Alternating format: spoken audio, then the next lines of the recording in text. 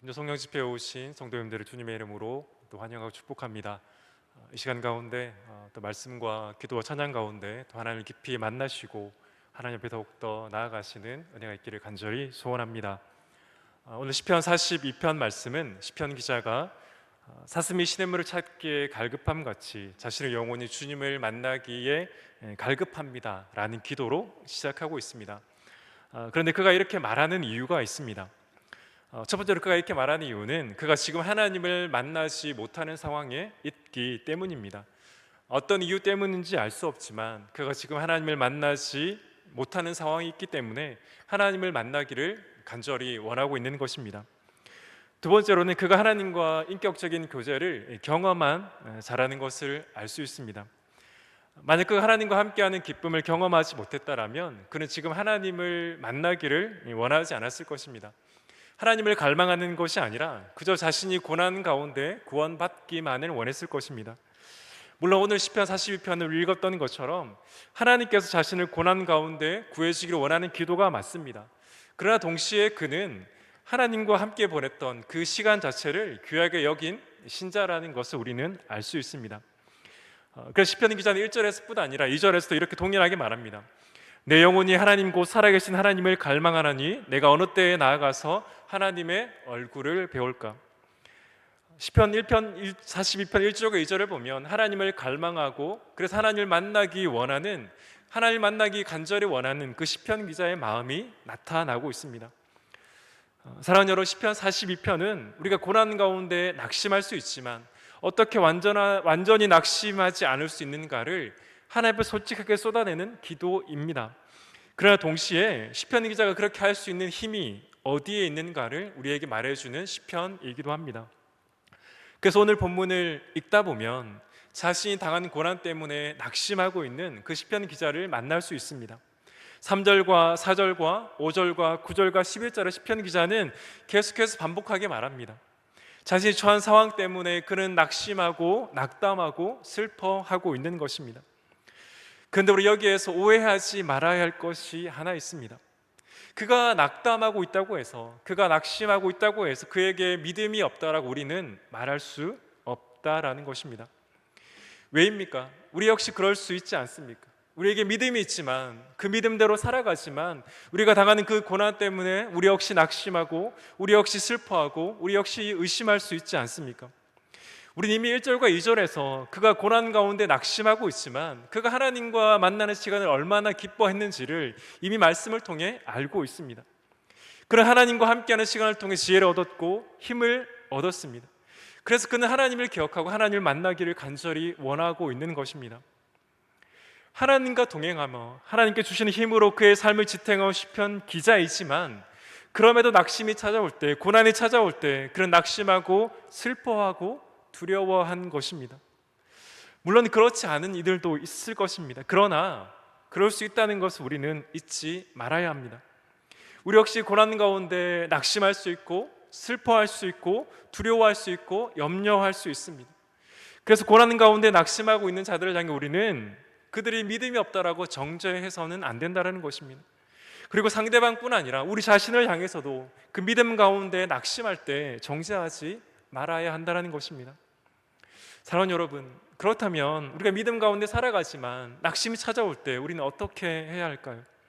믿음 가운데 살아가려고 애쓰지만 그 고난 가운데 낙심과 두려움과 슬픔과 염려가 찾아올 때 우리는 어떻게 해야 합니까? 말씀드린 것처럼 우리는 믿음 가운데 있지만 그 고난 때문에 낙심할 수 있습니다. 그러나 중요한 것은 그럼에도 그 가운데 계속해서 머물러 있어서는 안 된다는 것입니다. 그렇다면 시편 기자는 오늘 본문 가운데 어떻게 말하고 있습니까? 우리 시편 42편 9절 말씀을 우리 다 같이 한번 읽어보도록 하겠습니다. 시작. 내 반석이신 하나님께 말하기를 어찌하여 나를 잊으셨나이까? 내가 어찌하여 원수의 합저로 말미암아 슬프게 다니나이까 하리로다.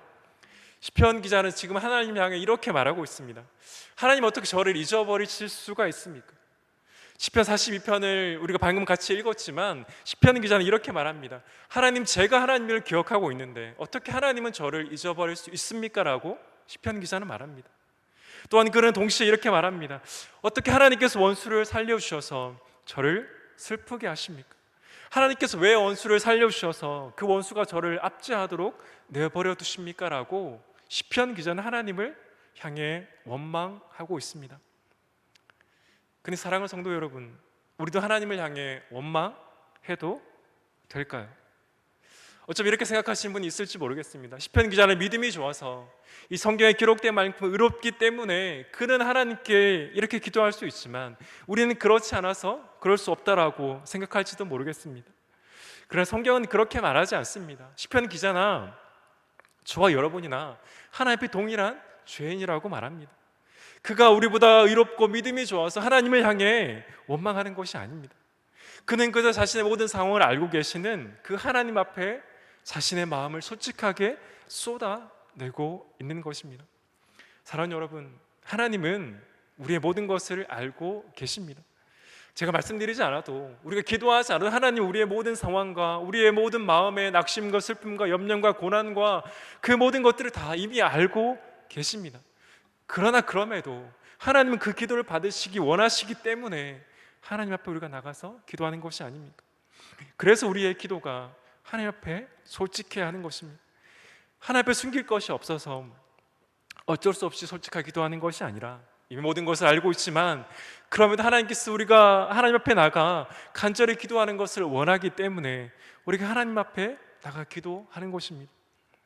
오늘 시편 기자는 솔직하게 하나님 앞에 나가 원망하고 있습니다. 왜 하나님 저를 잊으셨습니까? 왜 하나님 원수를 살려주셔서 저를 압제하게 만드십니까? 라고 원망하고 있습니다. 원망 같은 기도가 아니라 원망의 기도가 맞습니다. 그런데 사랑하는 성도 여러분, 이 구절에서 그럼에도 불구하고 우리가 놓치지 말아야 할 것은 9절 상반절에서 시편 기자가 하나님을 어떻게 부르고 있느냐라는 것입니다. 9절 상반절에 시편 기자는 이렇게 말합니다. 내 반석이신 하나님께 말하기를. 그의 기도는 원망의 기도가 맞습니다. 그러나 그럼에도 그 원망의 기도를 향하는 하나님을 향한 그의 고백에는 하나님을 향한 믿음이 있다는 것입니다. 그는 하나님께 원망하고 있지만 그 원망하는 대상인 하나님을 향해 내 반석이신 하나님이라고 고백하고 있는 것입니다. 사랑하는 성도 여러분, 시편 기자는 왜 하나님이 자신을 잊어버렸는지, 왜 원수를 살려주셔서 자신을 압제하고 있는 것 같은 상황을 허락하시는지를 그는 그 이유를 발견하지 못합니다. 그래서 그는 솔직하게 하나님 앞에 나가 원망하고 있습니다. 그러나 그럼에도 그가 놓치지 않고 있는 것은 그 기도를 받으시는 하나님을 향한 믿음의 고백만은 가지고 있는 것입니다. 내 반석이신 하나님을 향해 그는 솔직하게 자신의 모든 상황들을 올려드리고 있다는 것입니다. 물론 여기서 말하는 이 믿음조차 흔들리고 있는 것은 사실입니다. 그러나 그럼에도 그는 믿음을 가지고 하나님 앞에 나가 기도하고 있다는 것, 우리는 잊지 말아야 하는 것입니다. 사랑하는 성도 여러분, 우리는 원망이 믿음 가운데 있어야 합니다. 우리의 의심도 믿음 가운데 있어야 합니다. 우리의 낙심도 믿음 가운데 있어야 합니다. 어떻게 믿음과 원망과 믿음과 의심과 믿음과 낙심을 어울린다고 우리에게 물어볼 수 있지만, 그럼에도 이 시편은 믿음과 원망, 믿음과 의심, 믿음과 낙심을 하나로 두고 있다는 사실입니다. 우리 역시 믿음이 있어도 원망할 수 있습니다. 믿음이 있어도 의심할 수 있습니다. 믿음이 있어도 낙심할 수 있습니다. 그러나 분명한 것은 그 가운데 원망과 의심과 낙심만 있어서는 안 된다는 것입니다. 그 가운데 분명히 하나님을 향한 그 믿음의 고백만은 붙잡고 있어야 한다는 사실입니다.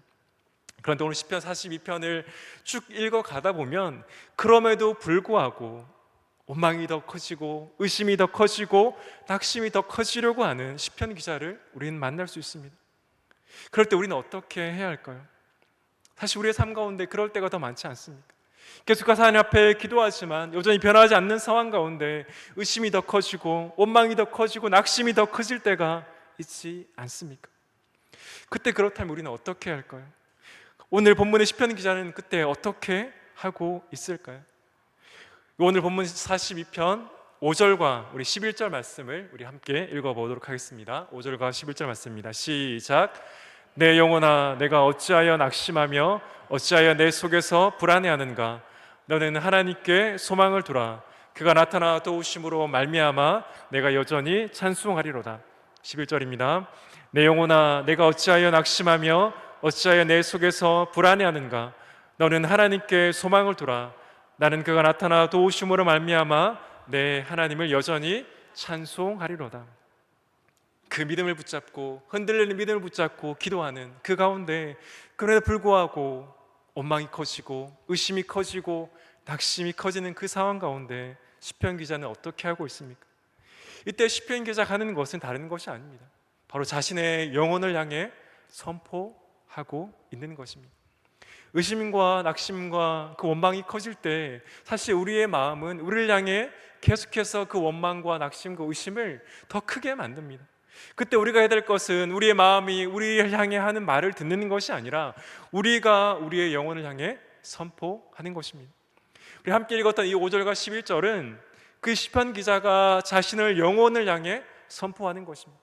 자신의 마음이 자신을 향해 하는 말에 귀를 기울이는 것이 아니라 그 가운데 하나님의 말씀을 그 가운데 선포하는 것입니다. 그럼 어떻게 선포하고 있습니까? 내 영혼아 내가 어찌하여 낙심하느냐, 어찌하여 내 속에서 불안해하느냐라고 자신을 향해, 영혼을 향해 강력하게 선포하는 것입니다. 자신의 영혼을 향해 낙심하지 말라는 것입니다. 자신의 영혼을 향해 불안해하지 말라는 것입니다. 그런데 사랑하는 성도 여러분, 우리가 마음을 향해 내가 어찌하여 낙심하고 있느냐, 내가 어찌하여 불안해하고 있느냐라고 선포한다고 해서 그 낙심과 불안이 사라집니까? 이 선포 자체도 되게 힘이 있지만 더 중요한 것은 이 선포 다음에 나오는 말씀입니다. 내 영혼아 내가 어찌하여 낙심하고 있느냐, 어찌하여 내 속에서 불안해하고 있느냐라고 이어지는 말씀 가운데 시편 기자는 자신을 향해서 이렇게 선포합니다. 너는 하나님께 소망을 두라. 시편 기자 자신의 영혼을 향해 내가 어찌하여 낙심하고 있느냐, 내가 어찌하여 내 속에서 불안해하고 있느냐라고 그치지 않고 그 불안과 그 낙심이 오지 않을 수 있는 근거를 분명히 선포하는 것입니다. 너는 하나님께 소망을 두라. 우리 다 같이 한번 따라했으면 좋겠습니다. 너는 하나님께 소망을 두라. 우리의 마음이 우리를 향해 더욱더 의심하게 만들고 낙심하게 만들고 원망하게 만들 때 우리는 이 말씀을 우리의 영혼 가운데 선포해야 하는 것입니다. 사실 우리의 낙심 가운데 우리의 마음은 끊임없이 우리를 향해 말을 겁니다. 우리를 더 원망하게 만들고 우리를 더 의심하게 만들고 우리를 더 낙심하게 만듭니다. 우리는 그 마음의 귀를 기우는 것이 아니라 도리어 우리가 우리의 영혼을 향해 선포해야 하는 것입니다. 낙심하지 말고 원망하지 말고 오직 하나님께 소망을 두라는 그 말씀을 우리의 영혼 가운데 선포해야 하는 것입니다. 사랑하는 성도 여러분, 너는 하나님께 소망을 두라. 저와 여러분을 더 낙심하게 만들고 더 의심하게 만들고 더 염려하게 만들 그때마다 하나님의 말씀을 저와 여러분 가운데 선포하시는 은혜가 있기를 간절히 소망합니다. 그러나 시편 기자는 한 번이 아니라 5절과 11절에서 이어지는 43편 5절에서 동일하게 선포하고 있습니다. 왜입니까? 선포했지만 계속해서 우리의 마음을 흔드는 것이 사탄이기 때문입니다. 그런 의심과 원망과 낙심을 계속해서 우리의 마음 가운데 들 때마다 우리는 계속해서 우리의 영혼을 향해 선포해야 하는 것입니다. 비행기를 탈 때 비행기가 심하게 흔들리는 현상을 터뷸런스라는 현상이라고 합니다. 이 비행기가 심하게 흔들리면 승객뿐 아니라 오랜 시간 비행을 한 승무원들도 어려움을 겪을 때가 많다고 합니다. 그가 상황 가운데 그 불안을 진정시킬 방법을 한 승무원은 이렇게 말합니다. 많이 흔들릴 것 같으면 주변에 고정된 사물을 꽉 잡고 있어봐. 그렇게 뭔가를 꽉 붙들고 있으면 불안한 마음도 조금씩 진정되기 시작하더라. 그러다 보면 어느새 터뷸런스가 지나갔는지도 모를 때가 있어. 비행기가 심하게 흔들리는 그 터뷸런스의 상황 가운데 그 상황을 이겨내고 그 상황, 불안한 마음을 진정시키기 위해 해야 할 것은 고정된 사물을 꽉 붙들라는 것입니다. 비행기가 흔들리는 상황 가운데 우리의 그 불안한 마음을 진정시킬 수 있는 것은 움직이는 것이 아니라 고정되어 있는 흔들리지 않는 그 무언가를 붙잡는 것이라고 승무원은 말합니다. 그렇다면 고난 가운데 마음이 우리를 향해 계속해서 말하는 가운데 내 하나님께 소망을 두라는 이 선포는 어떤 의미입니까? 흔들리는 우리의 인생 가운데 그 영원히 흔들리지 않는 바위가 되시는 그 하나님을 붙잡는 것이 바로 그 고난 가운데 우리의 영혼을 향해 내 소망을 하나님께 두라는 그 말씀의 선포가 아니겠습니까? 사랑하는 성도 여러분, 우리 삶이 흔들려 불안할 때 있습니다. 그때마다 우리가 해야 될 것은 우리 영원한 반석 되시는 그 하나님을 붙잡는 것입니다. 이를 통해 우리는 그 고난의 때를 지나갈 뿐 아니라 이를 통해 반석 되신 하나님을 닮아 견고한 믿음으로 성장하게 될 것입니다. 말씀드렸던 이 터뷸런스 현상은 언제 생길지 알아서 대처하기 쉬울 때도 있지만 때로는 생각하지 못한 구간에서 발생하기도 한다고 합니다. 그런 어떤 경우라도 그 터뷸런스를 지나갈 수 있는 방법은, 그 불안한 마음을 지나갈 수 있는 방법은 다른 것이 아니라 고정된 사물을 꽉 붙잡고 있는 것이라고 합니다. 그렇다면 우리 역시 고난의 때 영원히 흔들리지 않으시는 그 영원한 반석 되시는 그 하나님을 붙잡을 때 우리는 여전히 흔들리고 그래서 낙심되고 원망하고 의심할 수 있지만, 그러면 하나님께서 그때를 지나가게 하지 않으시겠습니까? 우리를 사랑하셔서 아들을 주시기까지 사랑하신 그 하나님께서 자신을 붙잡고 자신의 그 소망을 둔 하나님의 자녀를 그냥 내버려 두지 않으실 것입니다. 사랑하는 성도 여러분, 이 밤에 어떤 기도점을 가지고 이 가운데 나오셨습니까? 무엇이 저와 여러분을 낙심하게 만들고 의심하게 만들고 염려하게 만들고 있습니까? 우리는 믿음 가운데 있지만 흔들릴 수 있습니다. 그때 우리가 해야 될 것은 그 믿음 가운데, 그 흔들리는 믿음 가운데 하나님 앞에 나가는 것입니다. 그럼에도 불구하고 우리를 영혼을 향해 우리를 더 원망하게 만들고 낙심하게 만들고 의심하게 만들 때 우리가 해야 할 것은 그 마음의 소리를 듣는 것이 아니라 우리가 우리의 영혼을 향해 선포하는 것입니다. 내 하나님께 소망을 두라. 그 하나님께 소망을 두는 것이 우리는 흔들릴 수 있지만 영원히 흔들리지 않게 하는 하나님의 능력이 될 줄 믿습니다. 이어지는 기도 가운데, 찬양 가운데 우리의 영원한 소망이 되시는 그 하나님을 붙잡고 우리의 기도의 제목 올려드리실 뿐 아니라 독도 하나님 앞에 나아가시는 그 귀한 은혜가 있기를 예수 그리스도의 이름으로 간절히 소망합니다. 함께 기도하겠습니다.